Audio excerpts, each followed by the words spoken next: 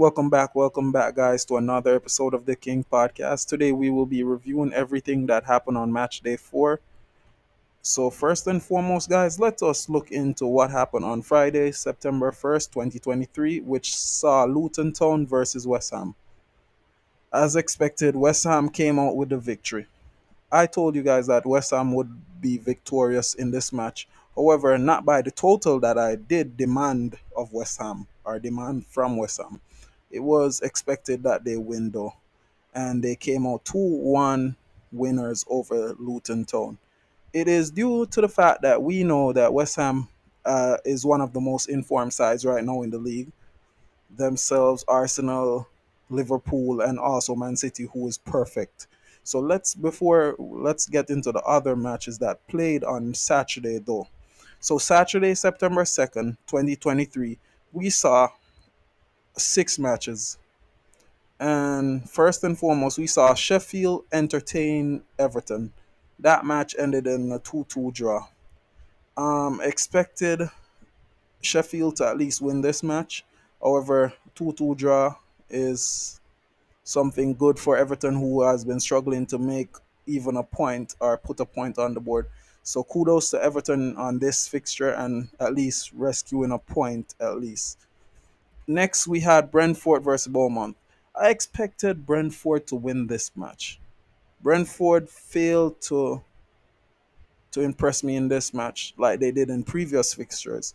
However, I must give kudos to Romont, who performed at their absolute best in this match. Yes, people will say that Beaumont is a side that's been in the Premier League and they should be playing more excellent. However, they played a side of good class like Brentford. Brentford is still without their main striker, and as soon as he comes back, they will be firing on all cylinders. So the next match of that match day, we saw Burnley versus Spurs. This match was a match to behold. I didn't expect it to be a 7 goal thriller. Spurs, as you should know, is one of those teams that are in form. And kudos to their new coaching staff. Spurs has lift off, and I expect them to be carrying in this form even after the international break. And that 5-2 was exceptional. It showed Spurs class as well as Song's brilliant hat trick. Another game we should also be worried about or that happened was Chelsea versus Nottingham Forest. Chelsea, oh my God, Chelsea! I don't know. They're like hot water right now, hot and cold water. I mean, oh my God, Chelsea comes in sometimes hot, sometimes they're cold. I don't know what is wrong with Chelsea, but what I can say is that they suffered this 1-0 defeat to Nottingham Forest, who finally got points on the board. But what I can say about Chelsea is that they need to figure out which 11 is the best 11 to be placed on the field. You don't need to have experiments or be experimenting right now. You should, by the last 4 rounds, know what what starting 11 you should use. So Chelsea suffered a 1-0 defeat to Nottingham Forest. Another match that was really eye opening was Man City versus Fulham. This was the same Fulham that last week drew 2-2 with Arsenal at the Emirates. Fulham was blasted away by a Haaland hat trick, man, and they lost 5 goals to 1. Man, I don't know what to say. I told you guys, Man City are the ones that I picked to win the title. No matter what, they're the ones that I picked to win this year's EPL. So this is just them showing their class, and now they're perfect from the last 4 matches, which makes them have 12 points. The other match that played on that Saturday was, and the last but not least, Brighton versus Newcastle. Guys, Brighton lost the last match, and now they came back and they wallowed onto Newcastle, who has now been on a losing streak for what, the last 3 games. So now Newcastle needs to pick up and dust themselves off, or it will be horrible for them because they have some run of games that they still need to win. You know, it's a need win basis on the in the Premier League. You can't be dropping points or failing to win if you want to contend for the title or even Champions League spots. Because at the end of the day, this will let you know where your status will be for next year. So you need to be trying to bottle in any points or butter in any little point you can get.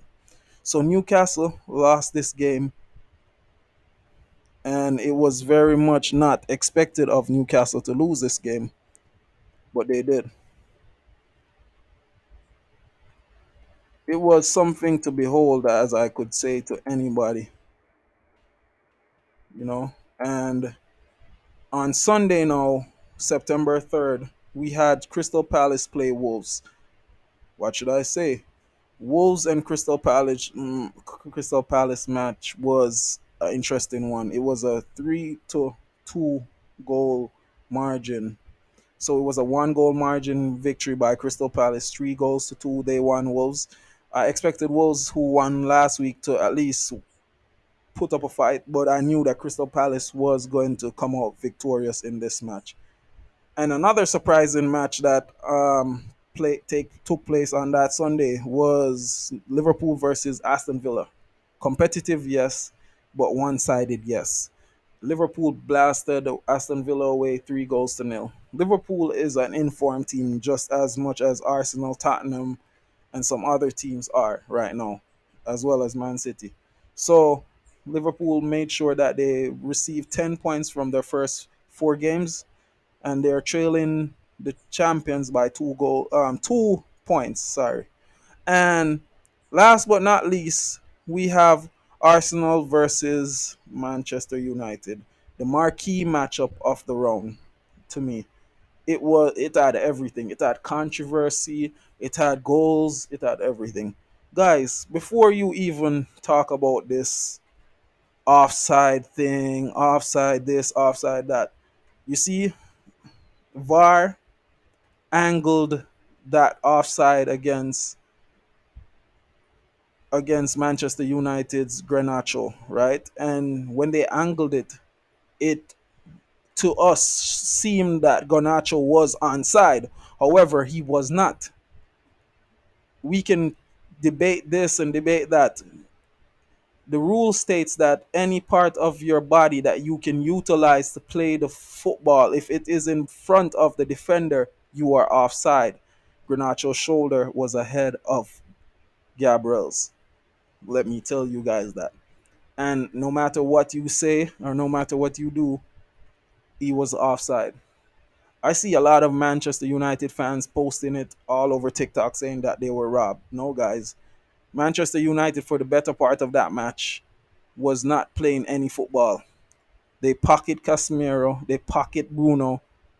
I don't know what Rice and the rest of the Arsenal midfield didn't do. Yes, Manchester United had their chances, but let's look. Arsenal had theirs.